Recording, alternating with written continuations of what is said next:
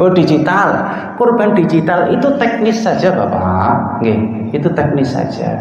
Dulu di zaman Rasul memang belum ada HP layar jejak, Pak. Belum ada. Nah, sekarang sudah ada kemudahan-kemudahan teknologi, tidak ada masalah. Kurban digital itu, bahkan sekarang lembaga-lembaga amil zakat itu Lazismu itu kan ya, itu kemudian atau Baznas itu kan membuka peluang itu, kemudahan dalam beribadah. Dan kemudian dalam beribadah itu sah-sah saja, Bapak. Dulu ketika Rasul haji, naik apa, Pak? Naik unta dengan perjalanan berhari-hari melewati padang pasir. Sekarang kita sudah sangat mudah di belahan benua bagian yang lainnya, seperti kita sekarang. Bahkan dihalangi oleh lautan. Karena teknologi sangat mudah, haji kita pakai pesawat. Apakah tidak apa-apa haji pakai pesawat? Tidak apa-apa. Kalau jenengan naik unta, kelem, Pak. Itu tidak ada problem soal itu. Semoga bermanfaat dan tidak ada pangapunten dengan adanya pengajian ini. Saya harap konsep-konsep kurban itu kita pahami betul, karena kita insya Allah mampu melaksanakan tiap tahun. Jadi jangan sampai salah konsep, salah niat. Kalau sudah salah konsep, salah niat, pangapunten sangat. Mungkin yang terjadi adalah kesalahpahaman antara satu muslim dengan muslim yang lainnya.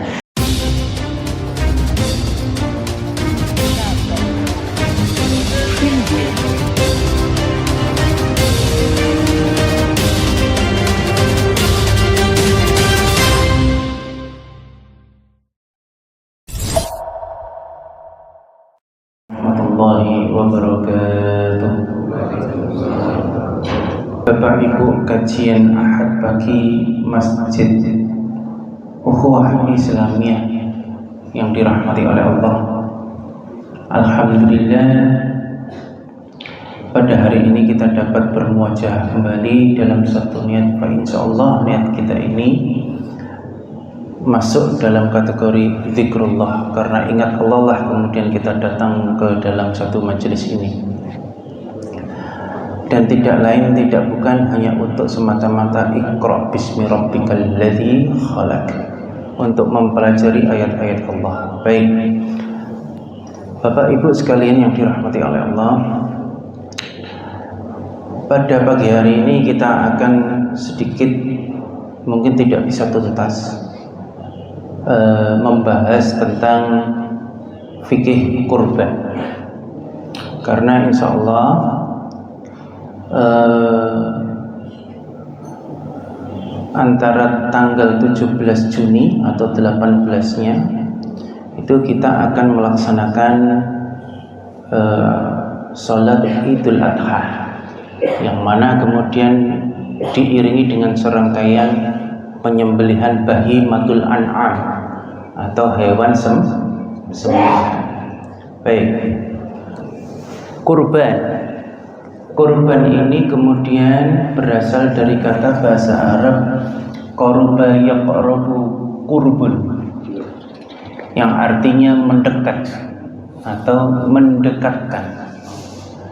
Al-qurbu itu artinya mendekati, terus kemudian mendekatkan diri, al-qurbu itu. Maka ketika ada imbuhan huruf an, alif dan nun menjadi kurban, itu dalam bahasa Arab, dalam ilmu nahwu atau shorof, itu kemudian disisipi isim mubalaghat namanya. Isim mubalaghat itu litasydid itu untuk mentakkidkan atau untuk menguatkan. Jadi kurban itu artinya adalah mendekatkan diri sedekat-dekatnya. Ini makna kurban secara epistemologi bahasa. Maka kemudian seluruh tujuan kurban itu fungsinya adalah untuk mendekatkan diri kepada Allah sedekat-dekatnya. Nah, ini tujuan kurban kita harus paham dulu. Bukan untuk dapat dum-duman daging, enggak. Jadi kurban ini tujuannya untuk mendekatkan diri sedekat-dekatnya kepada Allah. Baik. Di mana kemudian kalimat-kalimat kurban ini muncul? Nah, yang paling umum adalah dalam satu surat di akhir ayat fasalli li rabbika wanhar. Anhar ini kemudian diterjemahkan sebagai berkurban. Padahal lebih tepatnya itu anhar ini bukan kurban menyembelih hewan, tapi pengorbanan diri yang dibutuhkan untuk mendekatkan diri kepada Allah. Jadi yang dimaksud pengorbanan diri itu bukan bunuh diri, Bapak. Jadi ada beberapa hal yang perlu kita korbankan untuk mendekatkan diri kepada Allah. Nah, lebih jelas lagi sebenarnya bukan pada fasal li rabbika wanhar. Ternyata kalau kita teliti dan kita telaah kembali, kurban itu nyatanya bermacam-macam kurban, jenis kurban.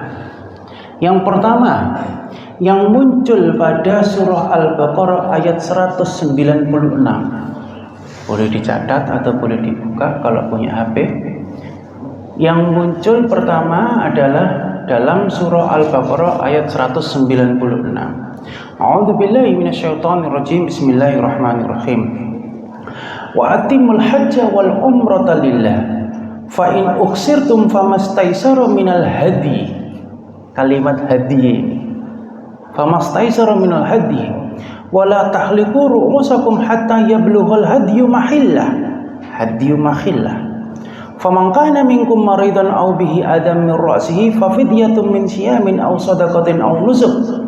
Fa idza amintum faman tamatta'a bil umrati ilal hajj.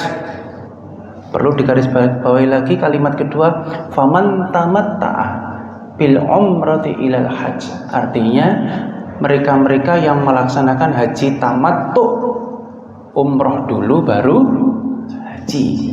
Nah, baik. Famastaysara minal hadi faman lam yajid fasiyamu salasati ayyam fil hajj wa sab'atin idza raja'tum tilka 'asharatun kamilah. Dzalika liman lam yakun ahluhu hadiril masjidil haram wattaqullaha wa'lamu annallaha shadidul 'iqab. Yang artinya sempurnakanlah ibadah haji dan umrohmu karena Allah.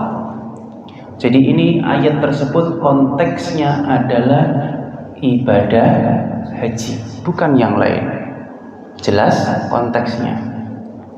Jika engkau terkepung atau terhalang oleh musuh karena sakit, nah, jadi kemudian bila dalam keadaan kondisi tidak aman atau kemudian sakit atau sebab yang lain, maka sembelihlah kurban yang mudah didapat.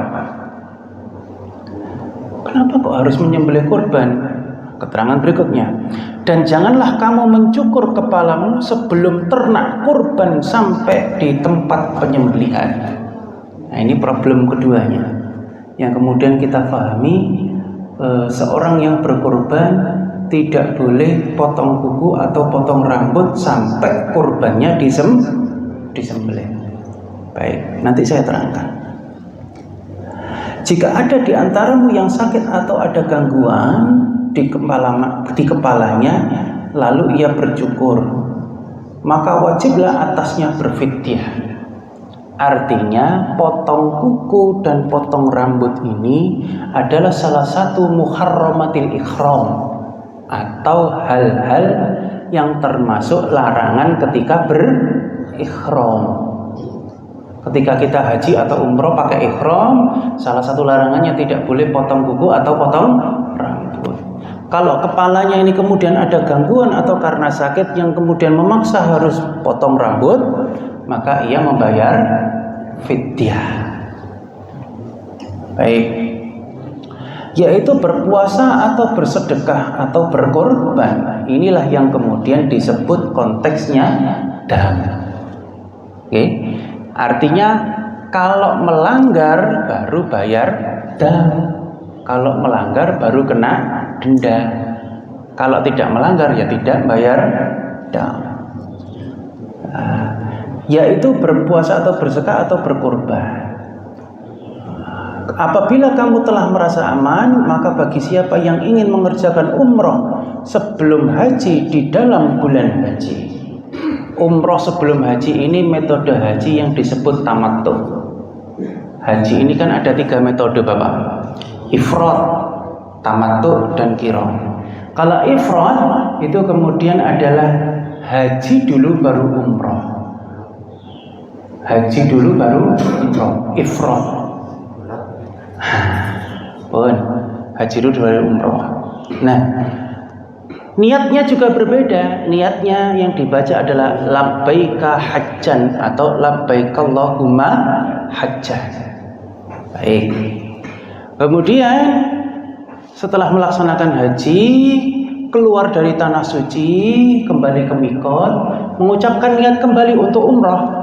Labbaika umratan atau labbaikallahumma umratan. Ini ifrad. Berbeda dengan tamattu, datang itu melaksanakan umrah dulu, mengucapkan niat di tempat mikot, labbaika umratan atau labbaika huma umratan. Setelah melaksanakan umrah, diakhiri tahallul ba'da sa'i ya. Kemudian kembali lagi ke mikot, keluar dari tanah suci, kembali ke mikot untuk berikhram kembali, baru melaksanakan haji. Ini kemudian niatnya bukan labbaika umratan, baru labbaika hajjan. Itu umrah dulu baru haji. Ini tamattu. Karena tamattu akhirnya santai sekali Bapak. Karena santai sekali, memakan waktu boleh jadi lebih lama, 40 hari. Nah, di Indonesia ini di Kemenag, ulama kita berijtihad untuk jamaah haji ini yang berangkat dari Indonesia melaksanakan haji tamattu. Makanya secara teknis waktunya lebih lama, kurang lebih 40 hari. Karena 40 hari akhirnya memakan banyak biaya. Karena memakan banyak biaya, potensi bisnisnya lebih besar.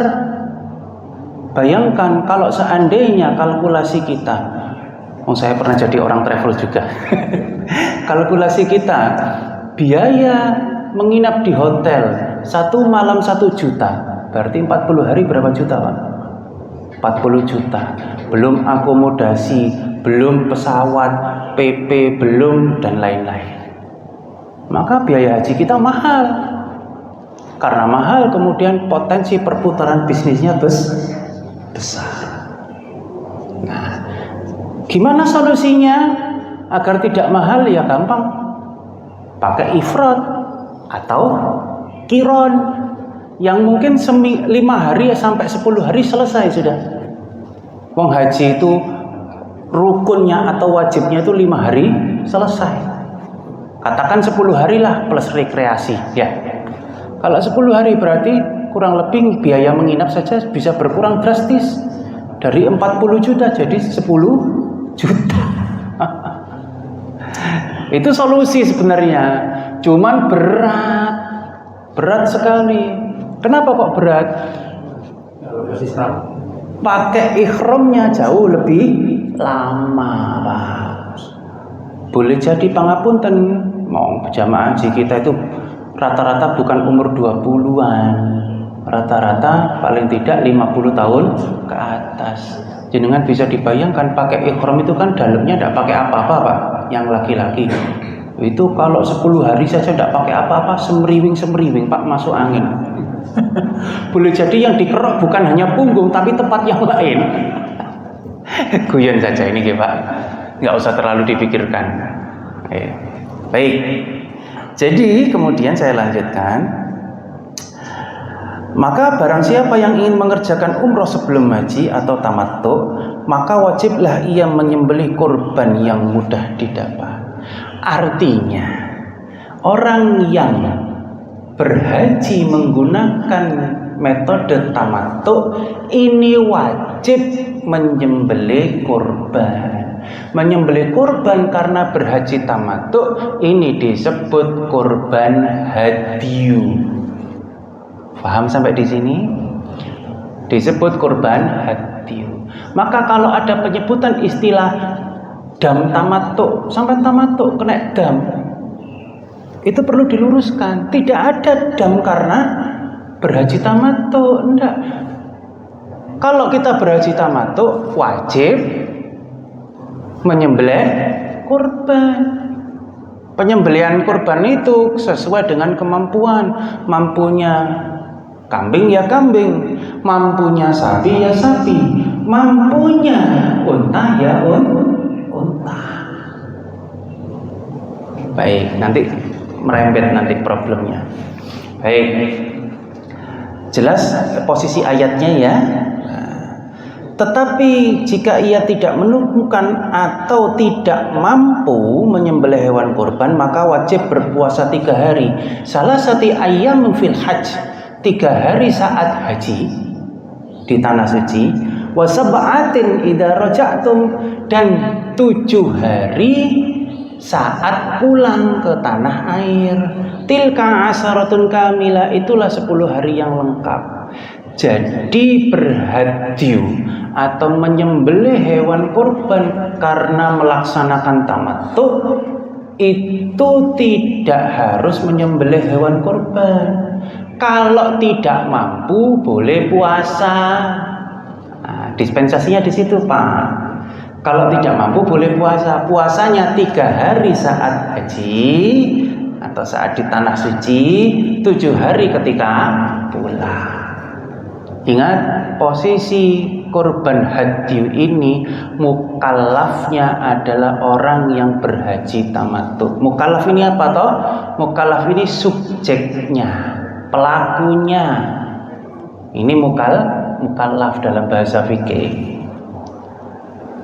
Kurban hadyu mukallafnya adalah siapa? Orang yang berhaji tamattu. Jelas posisinya? Baik, satu persatu biar kita nggak salah paham.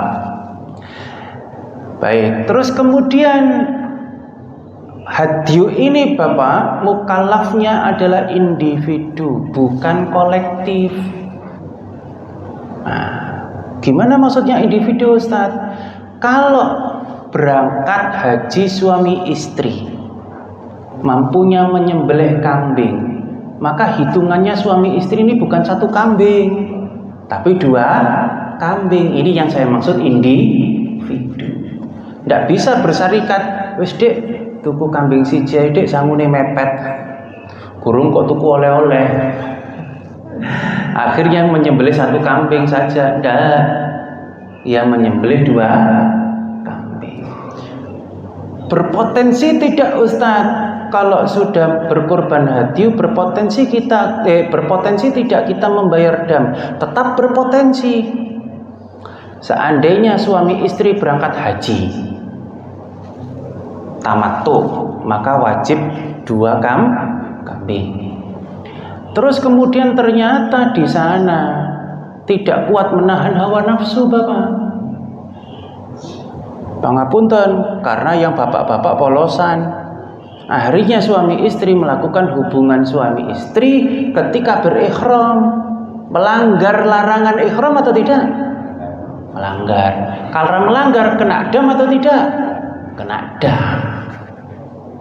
Nah, akhirnya juga wajib menyembelih 2 kambing. Karena dam juga mukallafnya individu. Kalau hadyu tadi kurban yang pertama karena melaksanakan tamattu, kalau dam mukallafnya dikarenakan melanggar aturan ihram ketika berhaji.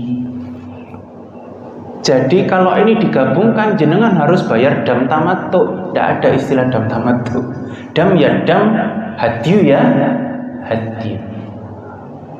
Baik, 2 jenis kurban ini baik hadyu dan tamattu itu mukallafnya individu. Kemudian di mana pelaksanaannya, penyembelihan hewan kurbannya, beli hewan kurbannya, distribusinya, itu seluruhnya di tanah suci. Kalau kemudian jenengan melaksanakan hadyu atau kena dam, sangune mepet, tidak cukup untuk beli kambing. Telepon anaknya di rumah, Duk, bapak harus beli kambing, Duk, karena harus berkorban hadyu karena tamattu. Wis sampai tolong dicarikan di Sidoarjo aja, Duk, kambing Jawa keceng-keceng titik gak apa-apa, sing penting murah. Nek kambing Arab kan gemuk. Kambing Jawa, Duk, jenggote telu ngelingir. Misalkan, maka itu tidak bisa disebut hadyu atau dam karena disembeli di luar tanah suci. Jelas posisinya? Dam dan hadyu harus disembelih dan didistribusikan di tanah suci karena hubungannya dengan haji. Sudah nggih Bapak? Perbedaan hadyu dan tamattu tahu, paham? Kalau hadyu karena mengerjakan haji tamattu, kalau dam itu karena melanggar larangan ihram. Artinya orang yang menyembelih kurban dam pasti menyembelih kurban hadyu. Tapi kalau orang menyembelih kurban hadyu belum tentu menyembelih kurban dam karena belum tentu melanggar. Paham di sini konsepnya? Jelas, baik. Nah, baik dam maupun hadyu itu kemudian ada satu hadis yang diriwayatkan oleh Imam Ahmad nomor hadis 14438 dan At-Tabari dalam tarikh itu di bab 2 halaman 116 dan Baihaqi dalam Dalail di bab 31 halaman 294 dan ada Muslim dan Tirmidzi juga. Bunyi hadisnya sama. Wa an Jabir radhiyallahu anhu qala saqa Rasulullah sallallahu alaihi wasallam amal Hudaybiyah 70 badanatan. Qala fanakhara al-badanata an sab'ati. Dari Jabir berkata, Rasulullah sallallahu alaihi wasallam menuntun 70 unta pada tahun Hudaybiyah. Tahun Hudaybiyah itu kapan? Jangan masih ingat dalam sejarah itu perjanjian Hudaybiyah itu loh, Pak. Perjanjian Hudaybiyah itu asbabun nuzulnya disebabkan karena negosiasi umat muslim dengan kafir Quraisy agar diizinkan untuk melaksanakan haji. Salah satu syaratnya adalah menyerahkan 70 ekor unta. Dituntun sendiri oleh Rasul. Yang satu ekor ini kemudian disembelih untuk korban hadyu bagi 7 orang. Oh, berarti hadyu itu boleh bersarikat, Ustaz? Boleh. Tapi hitungannya individu, bukan kolektif. Maksudnya bagaimana, Ustaz? Ya, misalkan 7 orang bersarikat untuk menyembelih 1 ekor unta, baik dalam hadyu atau dam. Nah, 7 orang ini maksudnya Bapak Jono, Bapak Budi, Bapak Suwoyo, Bapak ini sampai 7. Ya, atas nama Bapak itu saja. Istrinya bagaimana? Ya berserikat lagi. Misalkan berangkatnya bareng dengan istri. Paham? Ini hadyu atau dam. Kalau tidak bisa bersarikat, tidak mampu karena tidak punya sangu, tidak punya uang, boleh puasa 3 hari saat haji, 7 hari saat pulang. Paham nggih?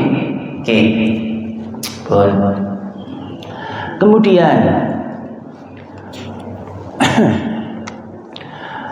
ada satu jenis kurban lagi yang disebut kurban menyembelih hewan kurban karena akikah. Jadi jenis kurban tadi ada apa? Hadyu, dan akikah.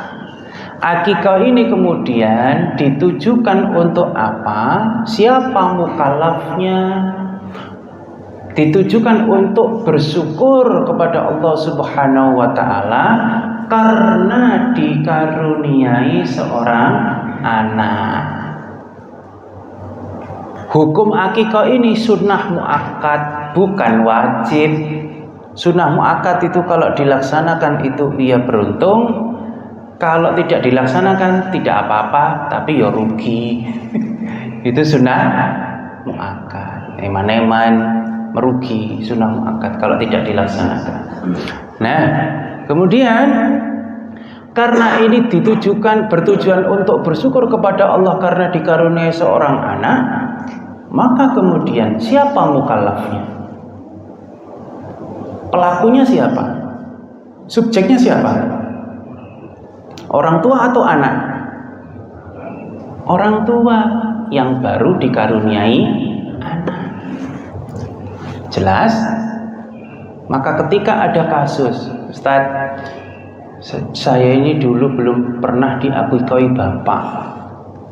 Terus kemudian bapak dulu itu orang yang tidak punya, Pak Ustaz, sederhana, tani di gunung. Sekarang saya alhamdulillah Ustaz, jadi pengusaha sukses. Ya kalau Innovazenik saja itu operasional kantor Ustaz. Alphard itu di rumah mungkin tidak terhitung Ustaz. Saya mau mengakikoi saya mau mengakikoi diri saya sendiri, mau beli unta Ustaz. Oh, saya Pak.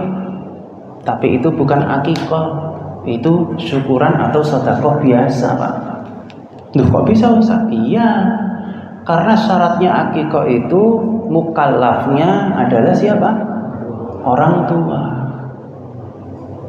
Maka mengakikah diri sendiri tidak bisa, kecuali kalau jenengan punya anak, jenengan mengakikah anak jenengan. Pun. Terus kemudian ada kasus lain, saya pernah dicurhati oleh jamaah. Ustadz, ini ada wasiat bapak Ustadz. Bapak itu waktu itu saat dirawat di rumah sakit, itu meninggalkan saya wasiat. Kenapa Pak? Bapak kayaknya umurnya tidak panjang lagi Dulu bapak itu tidak pernah diakikoi sama mbahmu Kamu kan sekarang sudah sukses, sudah jadi bupati misalkan. Akikono bapak boleh misalkan. Ini kan wasiat ini. Bapak meninggal. Ini problem ini. Akhirnya beliau ini jamaah ini kemudian problem. Saya kalau nggak melaksanakan ini, nggak melaksanakan wasiat bapak. Kalau melaksanakan ini gimana ini? Wong akikoh itu adalah mukallafnya orang tua. Mosok saya ngakikoi bapak, anak ngakikoi orang tua. Saya berikan solusi, namanya wasiat, tidak apa-apa Pak, dilaksanakan saja. Tapi statusnya bukan akikoh.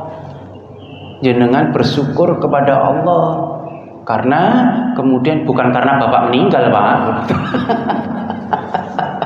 Bersyukur kepada Allah karena jenengan dikarunia rezeki yang melimpah. Terus kemudian ya jangan 7 harinya bapak, gara-gara bapak meninggal jenengan beli wedhus. Akikoi bapak, itu syukuran jenengan ditinggal bapak. Ya sudah, nyembelih saja untuk kemudian disedekahkan ke fakir miskin dan anak yatim. Loh nanti bapak saya gimana Ustaz? Justru karena jenengan berkurban, menyembelih hewan kurban bersedekah, kemudian diberikan kepada anak yatim dan fakir miskin, jenengan artinya menjadi waladun sholihun. Nah, salah satu komponen yang mampu mengangkat atau mampu mengampuni dosa-dosa bapak, dosa-dosa si mayit ini adalah waladun sholihun. Idza mata ibnu Adam in qata'a amaluhu illa min salasin. Apabila anak Adam ini meninggal, terputuslah semua amalnya kecuali 3 hal. Ya. 3 hal ini salah satunya adalah anak yang soleh. Dengan kita kemudian melaksanakan aturan Allah, kita menjadi anak yang soleh. Karena kita menjadi anak yang soleh adalah sebuah manifestasi bagi orang tua yang sudah meninggal. Oh, ternyata. Jadi itu bukan akikoh, ngakikoi bapak. Beda problemnya, Rasulullah Shallallahu Alaihi Wasallam pernah mencontohkan Rasulullah kemudian mengakikoi cucunya siapa? Hasan dan Husain. Boleh kakek ke cucu, boleh, nggak apa-apa. Pernah dicontohkan Rasul. Kan kakek juga orang tua. Seandainya kemudian jenengan punya anak perempuan, bapak jenengan meninggal dunia, siapa yang jadi walinya? Anak perempuan tunggal, siapa yang jadi walinya? Paman. Tidak ada paman, kebetulan jenengan anak tunggal juga, baru kakek kalau masih hidup. Jadi kakek ini salah satu orang tua si anak, hubungan darah. Pernah dicontohkan oleh Rasul mengakikoi sinten? Hasan dan Husain. Baik. Ini tadi akikoh. Jelas nggih Bapak? Kemudian ada jenis korban yang keempat. Apa korban yang keempat ini? Korban yang keempat ini adalah udhiyah. Berasal dari kata dhohiyah, sembelihan. Udhiyah ini ditujukan bersyukur kepada Allah atas dikaruniai rezeki, punya rezeki lebih, kemudian berkorban. Itu tujuannya udhiyah. Udhiyah ini mukallafnya siapa? Mukallafnya adalah orang yang muslim, baligh dan berakal dan diberikan rezeki lebih. Ini mukallafnya, subjeknya itu. Inilah yang nanti akan kita laksanakan pada Idul Adha nanti. Bagi mereka-mereka yang tidak berhaji, menyembelih hewan kurban pada tanggal 10, 11, 12, 13 Hijriyah, Dzulhijjah, itu disebut kategori kurban udhiyah. Kurban udhiyah ini kemudian mukallafnya bisa kolektif. Kenapa seperti itu? Ada hadis Rasulullah. An Mikhnaf ibni Sulaim radhiyallahu anhu qala kunna wuqufan ma'an Nabi sallallahu alaihi wasallam bi Arafatin fasami'tuhu yaqul ya ayuhan nas, wahai seluruh manusia, ala kulli ahlil bait fi kulli amin udhiyah wa atira. Itu Rasul berkata seperti itu. Ustaz, itu kan Rasul Mikhnaf bin Sulaim ini berkata, saat kami wukuf di Arafah bersama Rasulullah, aku mendengarnya beliau bersabda. Artinya kan Rasul itu dalam kondisi haji, kan wukuf. Apakah itu bukan haji? Bukan. Konteksnya jelas ada kalimat udhiyah. Jadi Rasul ini menjelaskan dam ketika beliau berhaji, menjelaskan hadyu ketika beliau haji, dan juga menjelaskan udhiyah ketika beliau haji. Jadi kasus posisinya jelas, membedakan antara hadyu, dam, dan udhiyah. Dalam pelaksanaan udhiyah, Rasulullah SAW ini kemudian menyematkan kalimat ahlil bait. Ahlil bait ini adalah keluarga yang dalam satu rumah. Pengertian ahlil bait ulama berbeda pendapat. Ada yang disebut ahlul bait itu adalah orang yang dalam satu atap. Oh, tidak. Dalam satu atap itu maksudnya yang masih dalam satu tanggungan. Jadi misalkan seorang pasangan suami istri. Pasangan suami istri punya 5 orang anak. Yang 2 sudah menikah. Wis bahasa Jawanya itu wis omah-omah dhewe. Jadi sudah berumah tangga sendiri.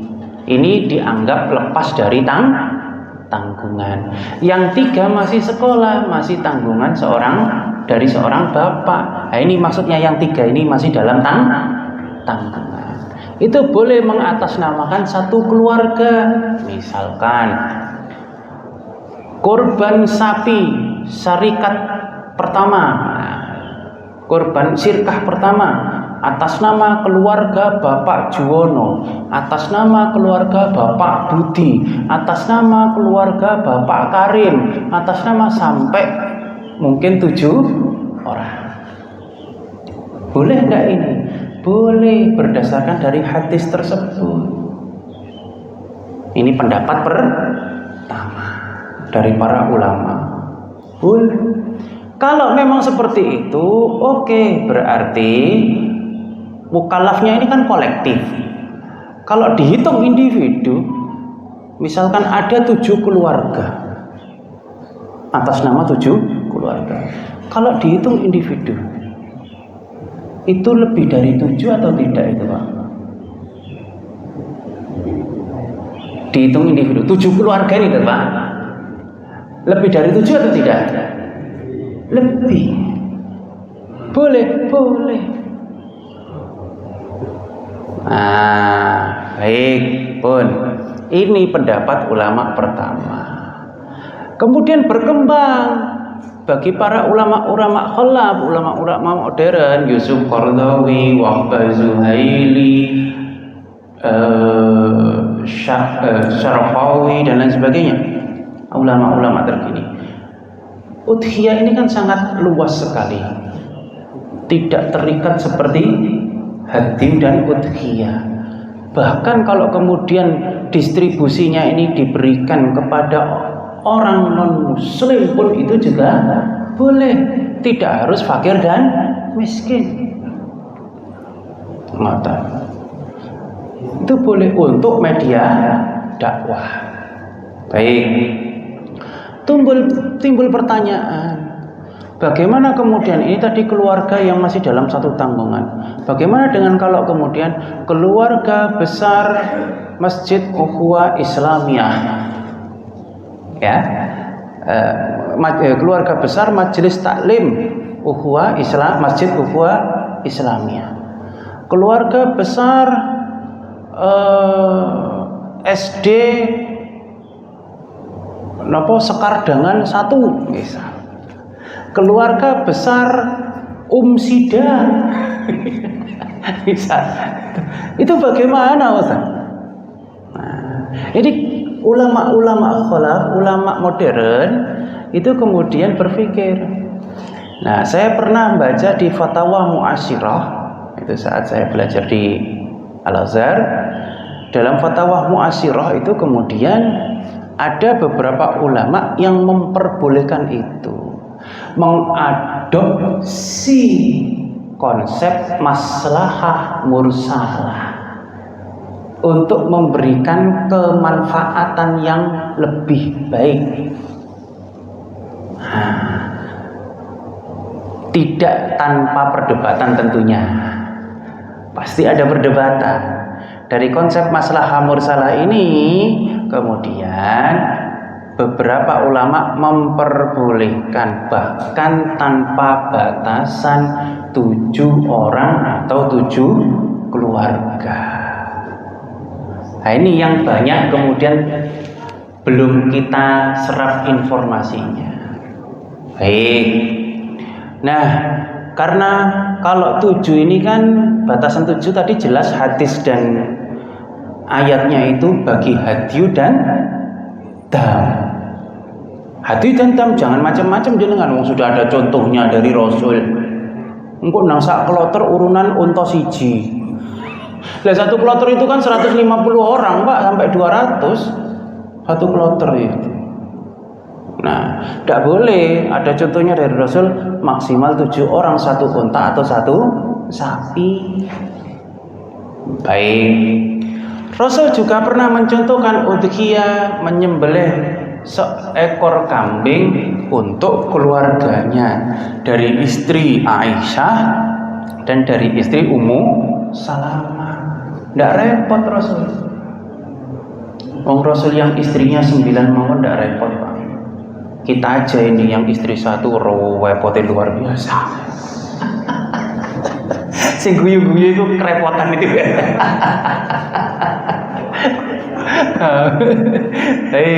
Guyon nggih Pak nggih. Nah, disitulah kemudian konsepnya berbeda pada setiap kurban. Maka teknisnya berbeda, aplikasinya di lapangan juga berbeda. Nah, ini sering kemudian saya temukan. Ini mumpung belum bertanya, saya jawab dulu.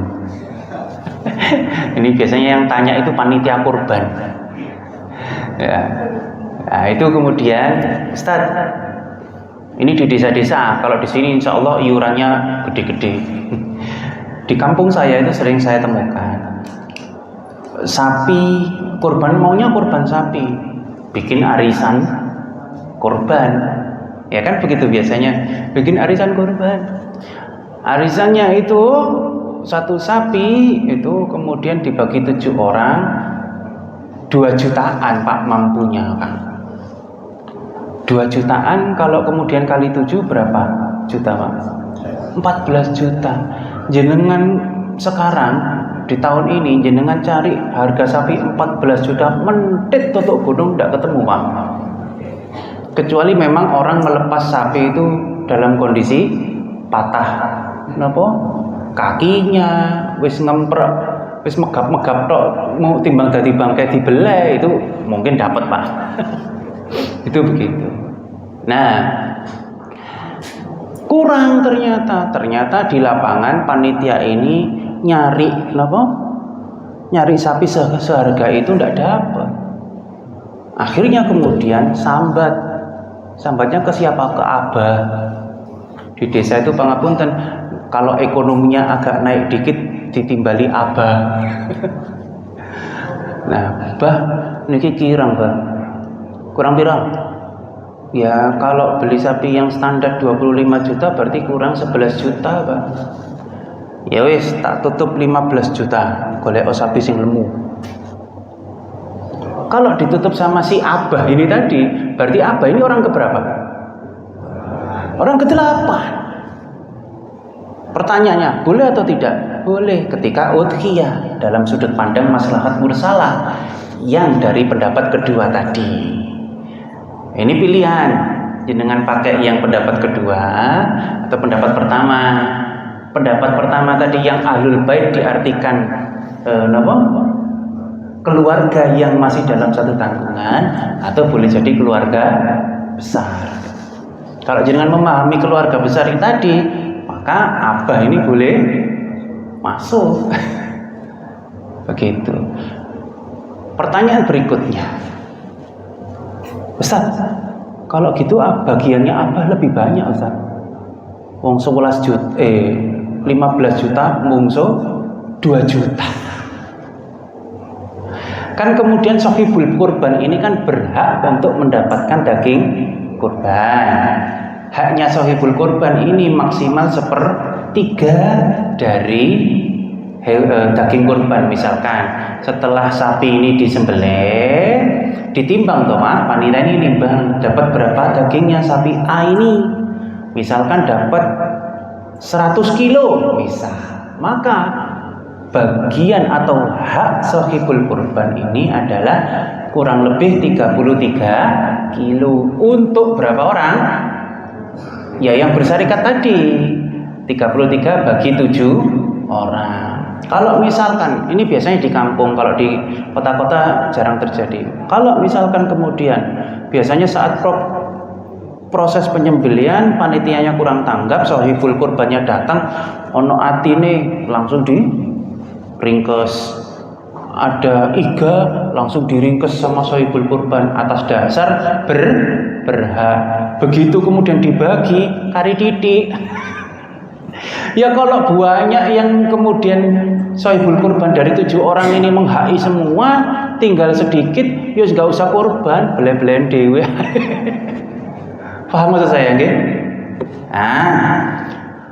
Si Abah ini berarti dapat bagian lebih dong Pak, Ustaz.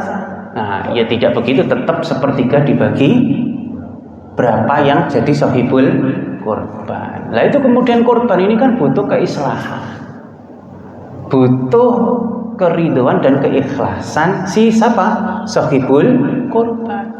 Kalau kemudian patokannya itu keikhlasan dan keridhaan sohibul kurban, maka berarti boleh Ustaz. Iuran kurban itu tidak rata. Ada yang 500.000, ada yang 2 juta, ada yang 3,5, ada yang 5 juta. Boleh sebenarnya, tapi terkadang sohibul kurban yang 5 juta itu tidak ridho dengan yang 500.000. Tidak ikhlas. Karena ikhlas ini adalah satu kata yang sulit dilaksanakan, muncullah hadis riwayat panitia kurban. Hadis riwayat panitia kurban yang dipasang di setiap pengumuman masjid-masjid. Kurban 1 sapi masing-masing 3,5 juta. Dipukul rata 3,5 jutaan. Itu hadis riwayat panitia, bukan hadis riwayat Rasul. Baik, paham nggih? Karena menemukan kata ikhlas ini sulit. Kadang-kadang pangapunten sesama sohibul kurban itu iri, Pak. Pangapunten kadang-kadang, aku oleh sampel, kok iku oleh iga, aku kepengin iga. Iya atau tidak? Seringkali ditemukan seperti itu. Ada. Maka kemudian hadis riwayat panitia ini menjadi salah satu solusi. Baik, itu beberapa problem teknis. Nah, kemudian tadi terkait dengan dam dan hadyu bagi orang yang berhaji. Kemudian beberapa tahun ini kan sedang rame tentang yang tidak boleh potong kuku atau potong rambut itu adalah orang yang sedang berkurban, ya kan? Yang tidak boleh potong kuku dan potong rambut itu orang sohibul kurban atau kambing atau sapinya sih Ustaz. Penjelasan dan keterangan tidak boleh potong kuku dan potong rambut itu adalah untuk hadyu dan dam konteksnya. Kenapa? Ya memang menjadi larangan ihram. Kalau jenengan ngotot potong kuku, potong rambut, itu kemudian ada konsekuensi jenengan bayar dah. Itu konteksnya di sana. Ya yang tidak boleh orangnya, tapi orang yang sedang berhaji. Yang tidak berhaji tidak apa-apa. Bahkan ada kesunahan potong kuku di setiap hari Jumat. Lah kalau orang yang melaksanakan kurban udhiyah dilarang potong kuku atau potong rambut, artinya kontradiksi dengan hadis sunnah potong kuku di hari Jumat. Paham maksudnya nggih? Ya. Jelas? Oke. Jadi penjelasan itu terkait dengan orang yang sedang berhaji karena larangan ihram. Kalau yang haji enggak apa-apa. Ibu-ibu itu juga boleh pedikur manikur itu. Bapak-bapak juga boleh itu potong rambut. Ketika sholat Jumat itu kan kemudian khudu libasakum inda kulli masjidin itu. Pakai baju yang terbaik, potongan rambut paling klimis. Nek sudah mulai memudar rambutnya, ya pakai kopiah. Itu beberapa problem tentang kurban. Dari sini ada pertanyaan, monggo. Assalamualaikum warahmatullahi wabarakatuh. Bolehkah daging kurban ini dikonsumsi setelah lewat dari hari tasyrik? Kemudian juga yang kedua mungkin, bolehkah yang berkurban karena saking takutnya dengan hadis yang mengatakan bahwa tidak boleh mendekati masjid, mereka sampai berhutang. Saya kira itu. Terima kasih banyak. Boleh dekati masjid. Oh, nggih. Baik. Yang pertama, bolehkah daging kurban ini dikonsumsi sampai melewati hari tasyrik? Jawabannya boleh. Boleh. Tidak ada yang hadi ya Pak ya. Kok yang hadi? Yang udhiyah ya. Yang jenengan tanyakan kurban udhiyah. Nah, kalau kurban udhiyah ini boleh, tidak ada problem. Bahkan kemudian ada beberapa panitia yang memberikannya itu karena mungkin di kawasan perumahan elit sudah orang-orang ini tidak butuh daging, makannya bukan daging kurban tapi daging wagyu. Gitu ya. Maka kemudian bilang ke panitia sohibul kurbannya, ya sudah kasih ke panti-panti asuhan saja. Di panti asuhan itu kan kemudian wah luar biasa bersyukurnya panti-panti asuhan itu kan, panti-panti jompo atau apalah panti itu sebagai stok makanan dikonsumsi dalam freezer dalam jangka waktu lama. Itulah keberkahan di Idul Adha, tidak ada masalah. Bahkan di Lazismu dan Lazisnu sekarang itu sudah mulai berkembang. Korban ini, hasil daging korban ini kemudian diproses, dimasukkan ke dalam kaleng siap saji. Jadi kaleng korban rendang, kaleng korban ada rendang, ada semur, ada dendeng gitu. Jadi begitu Pak. Dan ini kemudian menjadi manfaat yang luar biasa ketika didistribusikan ke seluruh Indonesia. Luar biasa manfaatnya. Nah, nanti yang sahibul kurban diedukasi, Bapak, ini biaya kurban sekian, biaya pengalengan sekian, biaya ini sekian. Sekalian kemudian sudah biayanya. Ketika iuran kurban langsung. Sahibul kurban malah lebih senang. Nerimanya bukan daging yang harus diolah dulu, tapi sudah berupa kalengan rendang. Malah lebih luar biasa. Panitianya berpikir jauh itu.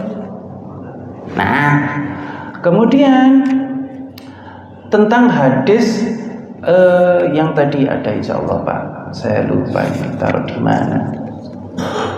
Yang tidak boleh mendekati masjid itu, maksudnya itu orang yang mampu berkorban tapi tidak melaksanakan. Nah, orang yang mampu berkorban tidak melaksanakan, tidak boleh masuk masjid. Hadis itu kontradiktif, Bapak. Saking takutnya. Enggak, hadisnya dulu. Hadisnya itu kontradiktif, Bapak. Ada yang mengatakan sahih, bahkan ada yang mengatakan dhaif. Begitu. Sahih itu mungkin dari segi sanad, tapi matannya bertentangan dengan hadis-hadis yang lainnya. Ini yang seringkali begitu. Padahal kalau kemudian konteksnya adalah kurban udhiyah, ini tadi kan ada solusi semua dari Allah dan Rasul itu kan. Kalau konteksnya kurban udhiyah, kita tidak kurban udhiyah tidak apa-apa. Mungkin harta kita salurkan tidak melalui hewan kurban, melalui zakat, infak, sedekah, bahkan wakaf. Paham maksudnya nggih? Ya tidak masalah. Masa orang yang sholat rutin, zakat, wakaf gara-gara tidak berkorban diklaim tidak boleh masuk masjid? Itu problem nggih. Padahal pengertian masjid itu bukan masjid yang begini. Pengertian masjid itu kan fikul makanin sujud, pada tiap tempat sujud. Zamannya Rasul kan masjid tidak begini. Ya tempat sujud bersama-sama aja. Fungsi masjid itu kemudian untuk mengumpulkan umat. Nah, jelas nih Bapak? Baik. Ada pertanyaan lagi? Itu ya sudah siap Pak. Nyekel mic mah. Izin bertanya berkaitan tentang akikoh. Nah, bila mana kita berakikoh di bulan Dzulhijjah dan sekaligus diniati berkurban, apakah diperbolehkan? Jadi berakikah sekaligus dua niat untuk berkurban juga seperti itu. Selanjutnya pertanyaannya itu apakah kita boleh berkurban di halaman masjid yang mana masjid tersebut memang sengaja diwakafkan untuk kemaslahatan masjid. Sedangkan kita ketahui kurban itu kan untuk kepentingan pribadi Ustaz. Atas nama yang penyembelihannya itu Ustaz. Terima kasih. Assalamualaikum warahmatullahi wabarakatuh. Waalaikumsalam. Yang pertama, jawabannya pada satu hadis, innamal a'malu binniyat walikumri'in manawa. Jadi niat tergantung, setiap amal itu tergantung niatnya, dan setiap niat itu masing-masing. Artinya niat itu satu-satu Mas, tidak boleh ganda. Contoh, pernah saya omongkan gitu, jenengan sholat subuh di Masjid Ukhuwah Islamiyah, habis wudhu, sholat sunnah wudhu 2 rakaat. Kemudian masuk masjid, sholat tahiyatul masjid. Kemudian azan berkumandang, jenengan sholat subuh qobliyah, sholat sunnah rawatib subuh qobliyah. Kemudian iqamah 2 rakaat juga kan? Iqamah, jenengan sholat subuh 2 rakaat juga. Boleh ndak semuanya niatnya digabung? Ndak perlu dua, tapi cukup 2 aja wis. Niatnya mesisan. Boleh tidak? Ndak bisa. Jelas jawabannya? Begitu pula ketika akikah dibarengkan dengan kurban. Akikah ya akikah akadnya, kurban ya kurban. Kalau misalnya kan secara hukum sama-sama sunnah melakukan. Kalau misalnya puasa kan ada yang puasa ini mendapatkan pahala dari 2 puasa. Iya, paham ya. Sama kayak misalkan jenengan puasa nopo, puasa Senin Kemis digabung dengan Syawal, tidak bisa. Ya Syawal, Senin Kemis ya Senin Kemis. Jelas hadisnya kan. Niat itu satu-satu. Sudahlah, tidak ada peluang itu. Karena memang di masyarakat itu akan untuk mendapatkan 2 pahala. Itu yang sering. Pahala itu yang bagi bukan kita, Pak. Allah Subhanahu wa taala. Memang mesti Allah yang pahala. Tapi ini yang selalu yang berbicara selalu mengatakan seperti itu. Pahala paham kita bahwa itu semuanya mesti Allah. Gitu, karpe sekali dayung 2-3 pulau terlampaui. Baik, tidak bisa ya Mas. Oke. Yang kedua tadi apa? Berkurban. Oke. Berkorban di halaman masjid sekalipun itu kemudian tidak ada kesunahan korban di halaman masjid. Kalau itu jenengan minta tolongnya ke panitia masjid, kebetulan takmirnya itu bisa menyembelih dan bisa nguliti, kemudian jenengan korban 1 ekor sapi seorang diri misalnya, tidak 7 orang, jenengan barengkan dengan panitia yang ada di masjid, tidak ada problem. Kalau kemudian panitia masjid menentukan berkorban di lapangan fasum perumahan, tidak di depan masjid, karena depan masjid itu tackle-nya sudah mengkilap. Ya jangan cari perkara. Boleh depan masjid, karena tidak ada kesunahan itu. Paham? Apakah dilarang Ustaz? Maksudnya kan karena dari awal masjid dibangun itu untuk kemaslahatan masjid. Iya, bukan soal kemaslahatan. Ini soal teknis. Soal teknis. Gitu loh Mas. Ini soal teknis saja, dan ya kesepakatan bersama, tidak ada kemudian persoalan hukum. Soal teknis. Baik. Nah, ini kan untuk kemaslahatan bersama, tapi bukan berarti kemudian masjid tempat penginapan. Iya atau tidak? Nah, baik. Oke, cukup. Yang tadi nggih Bapak monggo. Masalah akikah, apakah ada batas waktunya akikah itu? Hari yang ke-7, hari yang ketiga, dan selebihnya apa? Bisa dikatakan? Ada, nggih sampun. Ada 3 pendapat. Pendapat pertama memang dari sumber hadis, tapi dalam memahami hadis ini kan ulama beda. Pendapat yang pertama itu 7 hari. Lepas 7 hari kemudian tidak ada kesempatan lagi akikah. Pendapat yang kedua itu kelipatan 7 hari, kemudian 14 hari, kemudian 21 hari. Lepas 21 hari tidak ada kesempatan akikah. Nah, pendapat yang ketiga yang masyhur dan dianut oleh banyak ulama itu sampai akil baligh. Kalau si anak ini sudah akil baligh ini dalam Islam itu kemudian kalau perempuan itu ditandai dengan menstruasi, laki-laki ditandai dengan mimpi basah. Jadi akil baligh lo ya, bukan lepas tanggungan lo ya, akil baligh. Misal sekarang ini yang sering terjadi, dibareng-barengkan juga niatnya. Nah, jenengan seorang bapak yang akan punya gawe mantu resepsi. Wah, aku biar gak mampu rek. Sekarang saya sudah jadi pejabat eselon 1. Kalau kambing aja bisa beleh. Nah, wis tak barengin aja nanti pas anakku resepsi konsumsinya dari kambing akikoh. Pak, kalau anak jenengan perempuan kan sudah pasti sudah balik. Tidak mungkin kemudian mau resepsi belum menstruasi. Atau yang laki-laki, ya pasti sudah mimpi basah, Pak. Paling tidak sudah pernah lihat video porno lah. Iya toh? Di era digital yang seperti ini pangapunten sekali. Di era digital yang seperti ini, kebalikan seorang anak itu semakin cepat, Pak. Saya sendiri kaget. Saya punya anak TKB mau naik SD, Pak. SD kelas 1, Pak. SD kelas 1 teman anak saya itu cewek sudah menstruasi, Pak.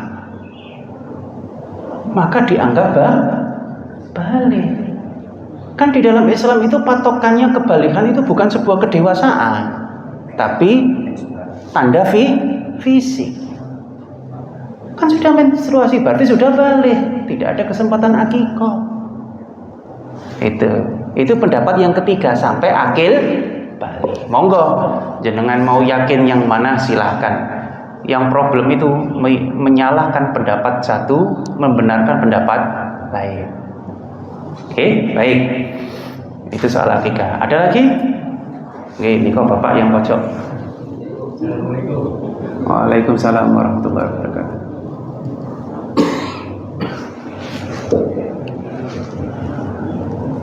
Saya mau tanya mengenai akikoh sama Idul Adha.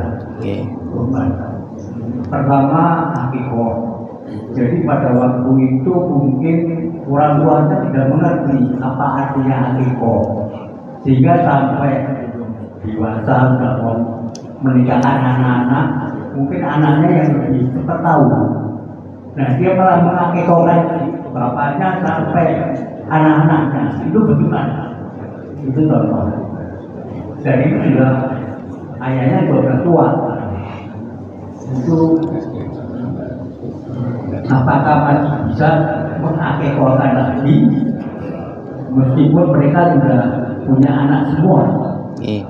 Terus kemudian mengenai kurban Idul Adha, kita bapaknya tadi itu sudah punya anak cukup hanya 11 dan sudah rumah sendiri, sehingga dia hanya tinggal berdua sama istrinya.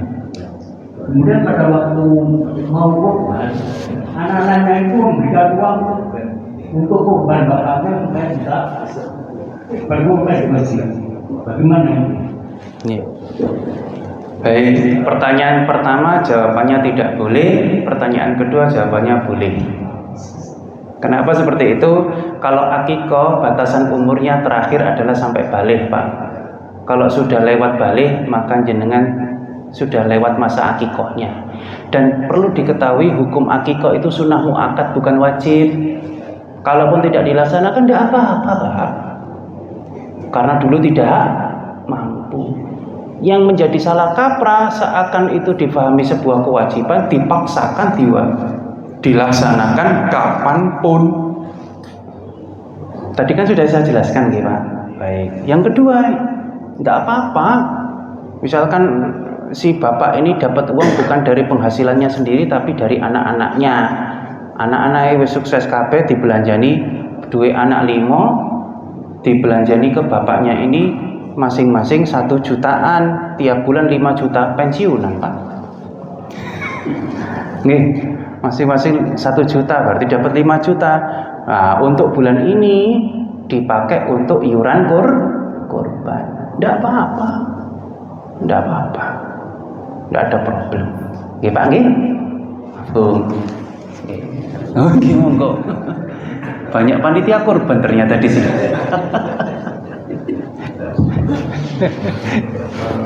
Saya ingin menanyakan tentang yang pertama adalah hukum kurban untuk orang yang tidak menikah. Oke. Kemudian yang kedua tentang lokasi kurban. Apakah lokasinya ini bagi si kurban ini di daerah asal atau mungkin sekarang yang lagi musim kurban digital ya, kita tinggal klik aja sudah disalurkan di tempat yang lain. Nggih. Kemudian yang ketiga itu saya pernah baca-baca di berita itu ada kurban di tanah suci itu pahalanya lebih banyak, itu bagaimana? Nggih. Baik. Jawaban yang pertama, apakah boleh untuk kurban yang si mayit yang sudah meninggal untuk bapaknya atau ibunya? Yang pertama, mukallaf dari ibadah kurban ini adalah orang muslim baligh dan berakal. Nah, sedangkan orang yang meninggal mayit ini bukan termasuk mukallaf, Bapak. Karena tidak termasuk mukallaf. Terus bagaimana Ustaz? Jenengan melaksanakan kurban saja itu sudah masuk kategori waladun salihun, tanpa kemudian disebutkan ini untuk bapak saya atau ini ibu saya, atau kemudian tanpa disetorkan daging kurban itu ke makam. Oke, itu bapak dan ibu kita ini sudah dapat manifestasi dari amalan kita sebagai seorang anak yang saleh. Maka kemudian konsepnya jangan digabungkan, jangan ditabrak-tabrakkan. Mukallafnya jelas untuk pelaku ibadah. Yang melaksanakan ibadah ya berarti orang yang hidup. Mafhum ke Bapak? Baik. Kemudian yang kedua, nopo tadi saking banyaknya itu. Lokasi. Nah, kalau hadyu dan dam memang harus di tanah suci. Kan tadi ada hadyu, dam, akikah, udhiyah. Kalau hadyu dan dam tidak boleh tidak harus di tanah suci.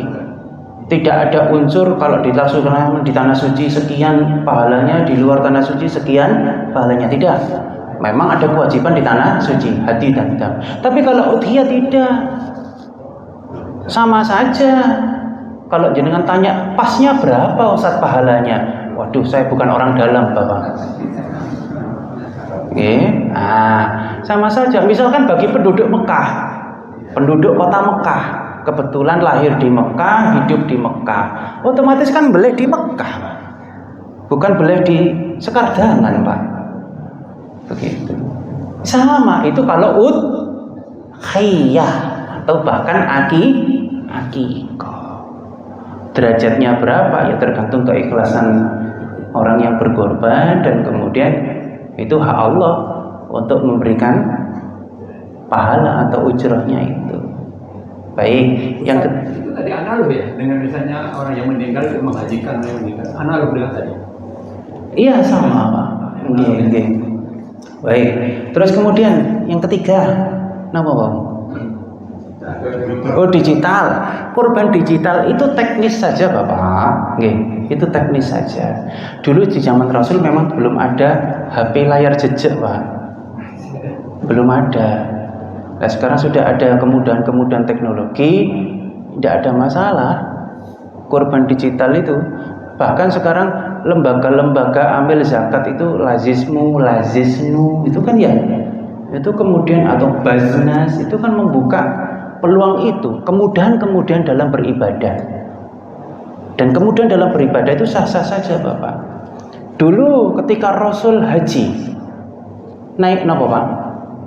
Naik unta dengan perjalanan berhari-hari melewati padang pasir.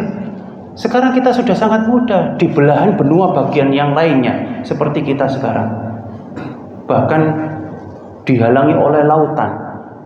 Karena teknologi sangat mudah, haji kita pakai pesawat. Apakah tidak apa-apa haji pakai pesawat?